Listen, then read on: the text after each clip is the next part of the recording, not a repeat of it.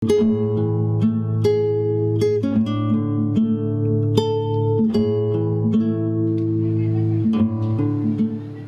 now, it's time for DJ Rocky's Secret Files.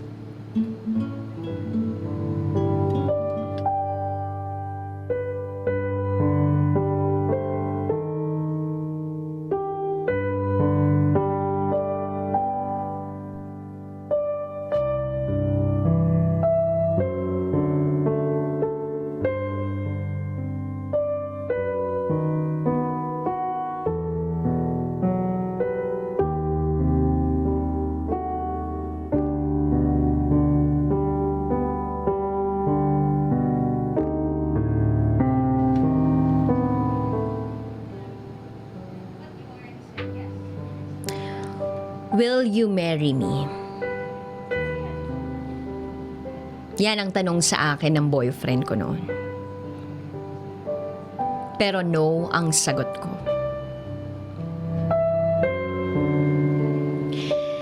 Napakinggan ko yung secret file noong August 1. Siguradong sigurado ako na ako yung babaeng tinutukoy niya.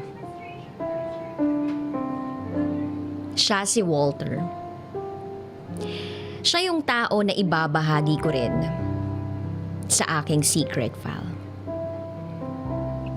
Sinaktan at niloko ko ang isang taong nagpakita sa akin ng totoong pagmamahal. Ako si Ira. At kung ano man ang komento ninyo, tatanggapin ko yun lahat. Kahit masakit.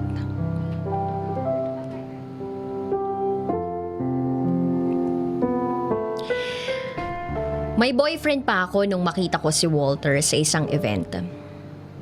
At kaibigan siya ng kasama ko sa work. Medyo napansin ko siya kasi kamukha niya ang isang artistang hunk. Nasa 5'8" ang height, chinito, maputi. Sakto lang yung pangangatawan. Pero basta, gwapo siya. Pinakilala siya sa akin ng kaibigan niya. At doon ko nalaman na isa siyang engineer. Owner ng isang catering business. Nagpa-part-time pa siya bilang events coordinator. And then, ayun na nga. Pinakilala ko sa kanya ang live-in partner ko. And after kong ipakilala ang live-in partner ko,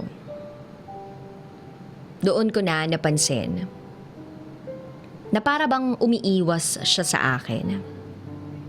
Kahit alam ko naman na palihim niya akong pinagmamasdan. Napapatingin siya sa akin. Bihira ko na lang siyang makita sa event. Pero sabi nila, kapag wala ako sa event, pumupunta daw si Walter sa mga event na yun. Noong time na yun, hindi ko iniintindi kasi nga, may boyfriend ako. At yung boyfriend kong yun, nagsasama na kami. Wala na akong naging balita kay Walter. Hindi ko na alam kung saan na siya nag-i-stay, kung dito pa ba sa Manila o sa ibang lugar na. 10 months after nung hindi na siya nagpakita, naghiwalay na rin kami ng boyfriend ko. Kasi meron kaming wedding issues. And then, mga 3 to 4 years, sa hindi inaasahang pagkakataon, nagkita ang landas namin ni Walter sa isang bar. May mga kasama siya. Pinuntahan niya ako, nagkumustahan, kinuha niya yung phone number ko. At doon na nag-umpisa ang lahat. Lagi niya akong tinatanong, naka-move on ka na ba? Kumusta ka? At lagi naman ako nagsasabi na, okay lang ako. Naka-move on na ako. Hanggang sa doon ko na narinig sa kanya na nagtatanong siya sa akin kung pwede daw ba siyang manligaw. Umoo ako. At sinabi ko na naka-move on na ako matagal na. At sa mga panahong yon,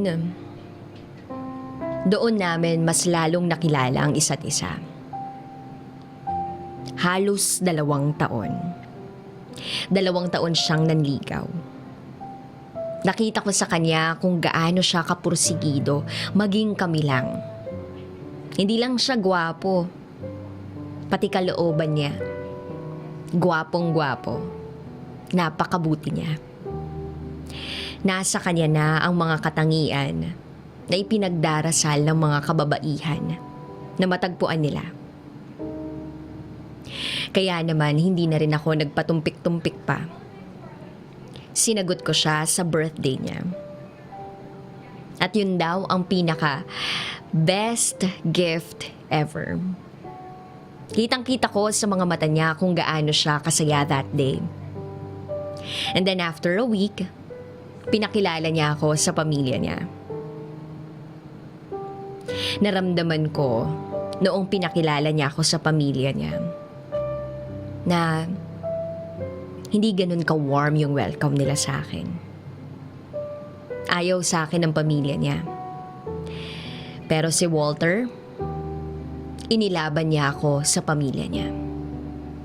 Ipinagtanggol niya ako, lalo na sa mama niya.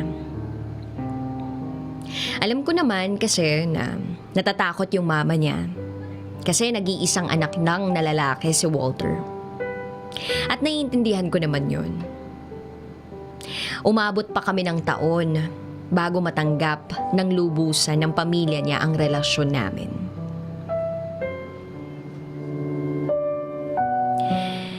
And then, after 3 years, doon na kami nag-decide na magsama sa iisang bahay.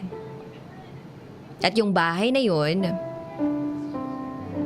ay yung lugar kung saan kami tumira ng ex-boyfriend ko. Lahat ng gamit na nasa bahay na yun, binili ng ex-boyfriend ko. Nang mga panahong yun, hindi ko naisip kung anong mararamdaman ni Walter. Lagi niya lang paulit-ulit na sinasabi sa akin na lumipat na kami ng ibang bahay, ayaw niya na doon. At yun yung ikinagagalit ko. At lalong-lalo na akong nagalit nung itinapon niya yung ibang gamit sa bahay. Ang pakiramdam ko, nanghihinayang lang din naman ako sa gamit. At sobrang tagal ko nang nakatira sa bahay na yun. Pero siguro, naging insensitive ako. Binaliwala ko yung feelings niya. Pero I made sure at sinabi ko sa kanya na naitapon ko na lahat ng bagay na galing sa ex-boyfriend ko. Hanggang sa isang araw, nakita niya yung mga bagay, letters na galing sa ex-boyfriend ko. Hindi ko ine-expect na makikita niya yun. Nagalit siya sa akin. Ang dami niyang katanungan. Wala akong maisagot. Kasi kitang-kita ko sa mata niya yung galit. Kahit ako yung may kasalanan, siya pa yung humingi ng sorry. Nakikipagmataasan ako. Pinapairal ko yung pride ko. Every time na nga lang na meron kaming pagtatalo o pag-aaway, siya yung laging humihingi ng sorry.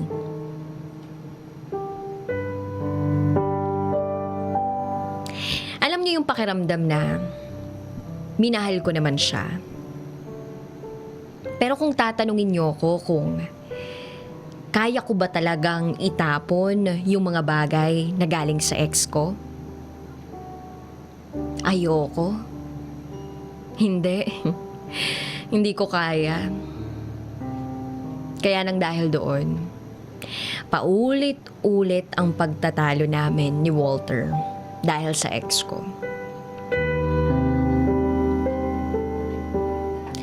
Hanggang sa dumating na yung panahon na hindi alam ni Walter na nagkita kami ng ex ko. Bumalik siya sa buhay ko. Naguluhan yung puso't isipan ko. Kasi yung ex ko bumalik. Hindi ko magawang sabihin kay Walter kasi natatakot ako na mawala siya sa buhay ko. Basta, lagi lang naming pinag-aawayan yung ex ko. Alam ko rin sa sarili ko at sa pagkakakilala ko kay Walter na wala sa pagkatao niya ang manakit ng feelings ng iba. Lalo na mahalaga sa buhay niya. Sa mga panahong nakikipagkita ako sa ex ko, nakukonsensya ako. Pero, wala eh. Wala akong magawa. Kasi sabi sa akin ng ex ko, kapag hindi daw ako nakipagkita sa kanya, sasabihin na daw lahat kay Walter.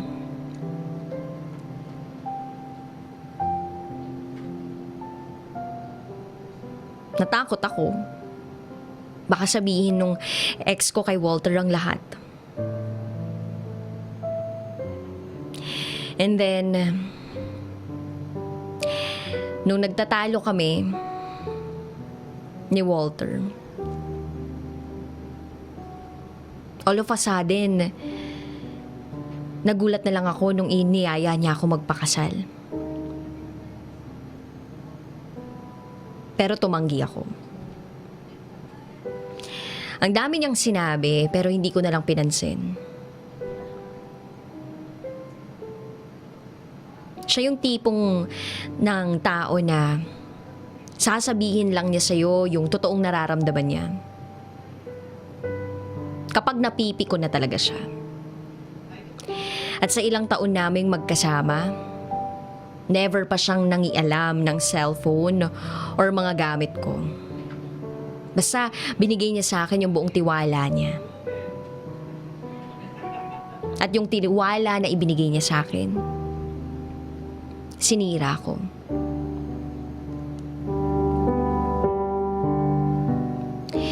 Tuwing uuwi ako ng late, lagi niya akong kinukumusta. Kinukumusta niya ako tungkol sa trabaho ko.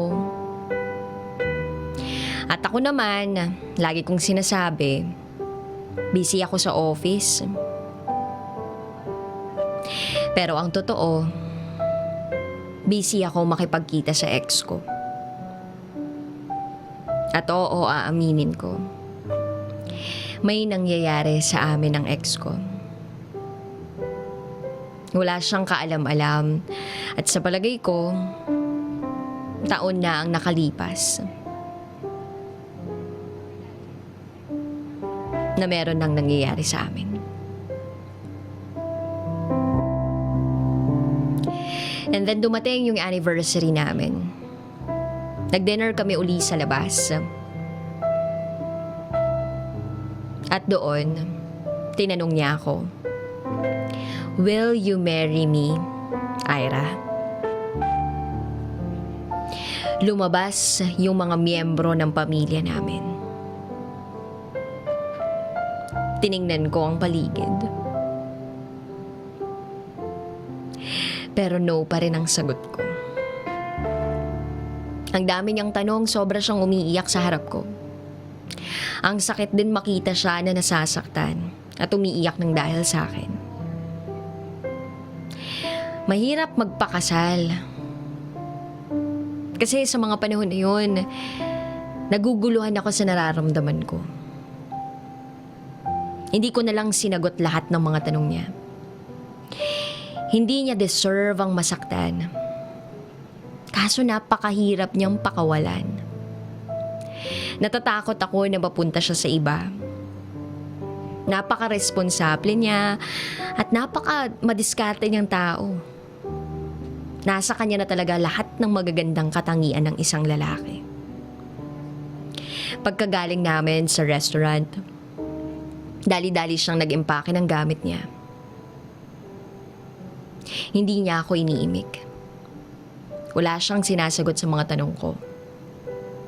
Nakikita ko sa mga mata niya na tuloy-tuloy ang pagbagsak ng mga luha niya. Sinubukan ko siyang pigilan, pero sinabi niya, magpapahinga muna daw siya mula sa akin. At doon pa lang, doon na ako naiyak. Hindi ko na napigilang lumuha. Umalis na siya. Fast forward, nalaman ko na buntis ako. Pumunta ako sa bahay nila para sabihin sa kanya na bumalik na siya sa bahay. Then after 2 days, nagulat na lang ako. Nasa bahay na siya. Sinusuportahan ako, inaasikaso ako.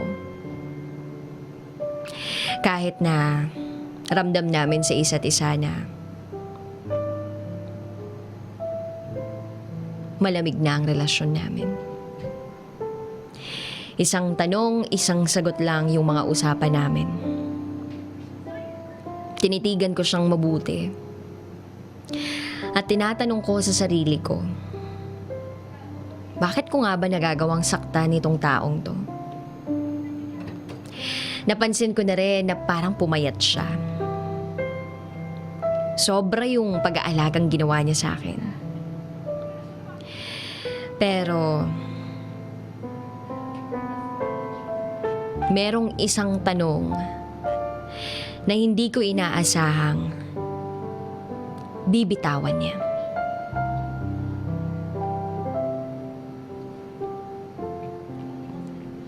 Tinanong niya ako kung anak ko ba daw talaga yung dinadala ko. Anak niya nga ba rin yun? Dahil alam niya daw na nagkikita kami ng ex ko. Nagulat ako sa tanong niya. Nasampal ko siya bigla. Kahit alam ko sa sarili ko na hindi sa kanya to. Hanggang sa panganganak ko, nasa tabi ko siya. Malaki yung ipinagbago niya. Hindi na siya katulad nung dati na sobrang sweet, sobrang clingy. At wala na rin sa kanya yung ngiti na nakikita ko. Matagal na panahon na. Pero kahit ano nang nangyari sa amin, nagstay siya sa tabi ko. At nung nanganak na ako, ganun pa rin. Mas pinupuntahan pa niya si baby kaysa sa akin.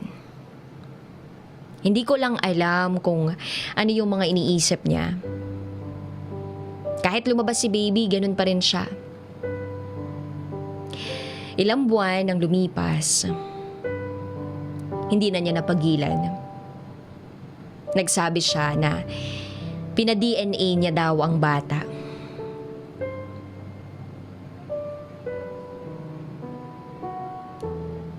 Kasi nga, itinuturing niya daw na parang totoong anak ang baby. Pero ramdam niyang hindi sa kanya to. At sabi niya, gusto niya daw siguraduhin na dapat daw alam ko sa sarili ko kung sino ba talaga yung mahal ko. At dapat daw sabihin ko sa kanya lahat ng totoo at mga nagawa ko. So ayun, nalaman niya na hindi niya totoong anak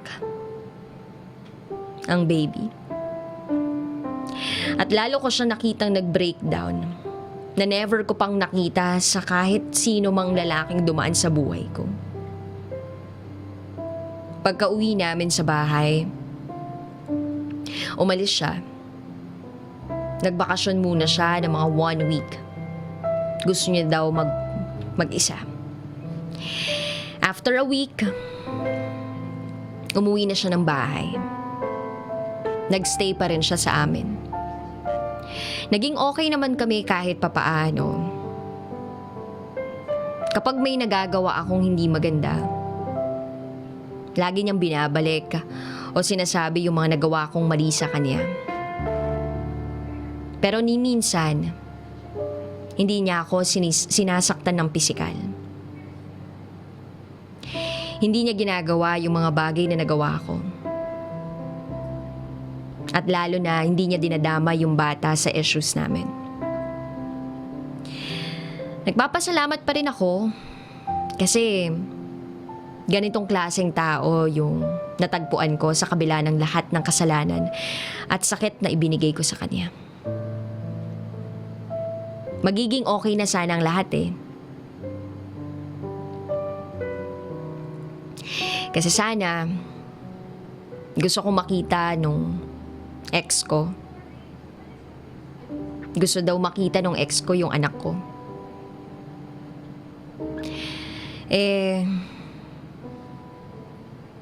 Pumayag ako. Kasi anak niya pa rin yun eh. Pero ang hindi ko inaasahan, nakita kami ni Walter sa isang mall.